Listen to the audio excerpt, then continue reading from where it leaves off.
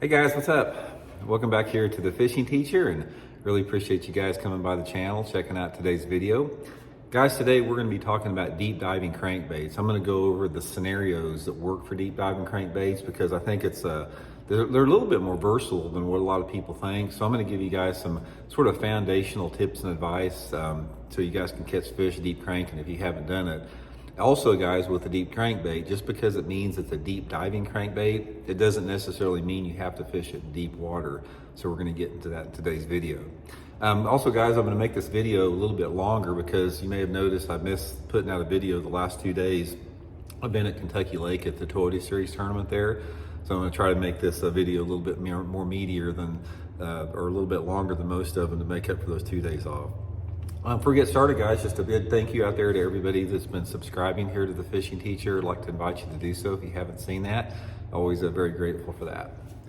Okay, guys, deep diving crankbait. This is my favorite here. This is the Megabass Deep 6 model, but pretty much a deep diving crankbait is any crankbait that, in my opinion, I consider a deep diving crankbait. Any crankbait that runs like over 10 or 12 foot deep. Most of the true deep diving crankbaits like the Megabass Deep 6 or the Strike King 6XD, Norman DD22, a lot of different deep divers out there.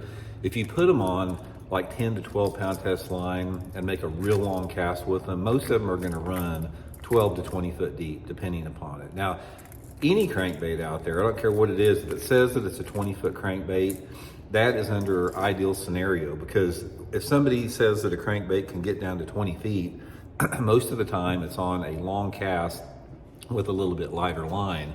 And another thing to remember about the depth that your crankbait goes, there's two different factors with that. It's the length of your cast and the size of your line. The longer the cast that you make, the deeper you're going to get the crankbait. It simply has more time to get down there farther. And then also the smaller diameter of the line is going to let that bait get down deeper as well. So that's the two different factors that you have to consider in. So let's talk a little bit about when you want to throw a deep diving crankbait. What's the best time of the year for it? There's quite a few different scenarios out there, again, based upon, the type of lake that you fish and the time of year that you're fishing with it. Most people associate deep diving crankbaits with like the post-spawn, summer months, that type of deal. And they are good. We're going to talk a little bit about that here in a second. But before, I want to talk about some other scenarios where a deep diving crankbait works really good. There's two different scenarios that I have caught a lot of fish on a deep diver other than cranking structure, like we'll talk about here in a second. One is over deeper grass, if you have a lake that has deep grass in it. And number two is bouncing it real hard in shallower water, like 5 or 6 foot deep. Let me talk about that one first.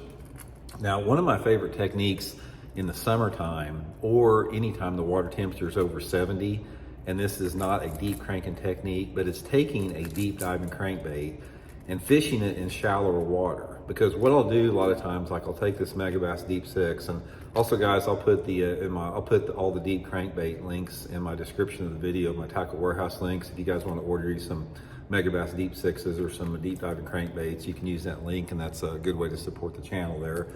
But anyway, one of my favorite ways to fish a deep diving crankbait that doesn't involve getting it deep is to put it on like 15 to 20 pound test line, usually 20 pound test, and I fish it real hard and real fast in like 5 to 7 foot of water.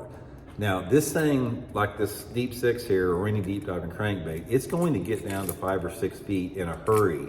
And once it gets down there, if you burn it real fast, stop and go retrieve, the lip wants to dig down so hard that it actually causes all this commotion. It lifts up a bunch of rocks and gravel and silt. And when this thing's fighting, hitting the bottom, when you're cranking it in 5 or 6 foot of water, and it just keeps fighting to get down, you're throwing this huge commotion off. There's dust clouds coming up, there's silt and sedimentation coming up.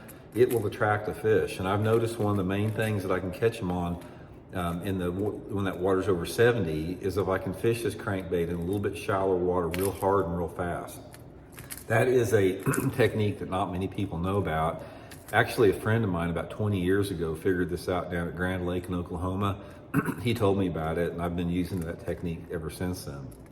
Another really good situation in the pre-spawn with a deep diving crankbait is fishing it over some type of submergent grass. If you've got a lake that has deeper hydrilla or milfoil, something like that, that's growing in anywhere between like 8 to 12 foot of water, taking a big deep diving crankbait, putting it on a little bit heavier line where it just stays above that grass and fishing it over that grass is a really good way to catch them. I've caught a ton of fish doing that. But the main thing for a deep diver is in the summertime of the year. That's just when it excels out there. And the best place for a deep diving crankbait is when you're fishing any type of hard structure. Drop-offs, rock piles, brush piles, that type of stuff in deeper water. It's a really good way to trigger those fish, in the months of June, July, and August specifically. Now, one of the things that I have found out about a deep diver is that you're not going to catch many fish on it if you're fishing structure unless it's hitting the bottom. You really need to be hitting the bottom. So whatever you feel the target depth is, that the structure is, you need to have the right type of crankbait and the right type of line to make sure that you hit the bottom. Now, let's say, for example, you're idling off the end of the point and you see it drop, you're in 25 foot of water and you see it drop off from like 15 down to 25 like that. That takes a pretty deep diving crankbait to get down there and hit that 15-foot zone and keep going down. So in that situation, sometimes I'll go to like 8-pound test line on like the deep 6 here to make sure that I hit that 20-foot zone there. So the line size and the casting angle and the casting distance is going to be critical to hitting that structure at the right angle. And if you're fishing a little bit shallower, say you're fishing flatter points and the fish are just holding on the gravel and rock, then you might be able to use more of a traditional depth on that. Another good thing to remember with the deep diving crankbait, guys, in the summertime is you need to remember 2 things as far as your retrieve. You need to fish a fairly fast retrieve and you need to fish a fast stop and go retrieve. So what I do with that there, I'll throw it out there. I'll keep the rod tip pointed right at the bait, because the reason you don't want to hold your rod tip like at an angle is because these things will fight you all day long. So point the rod tip right at the bait.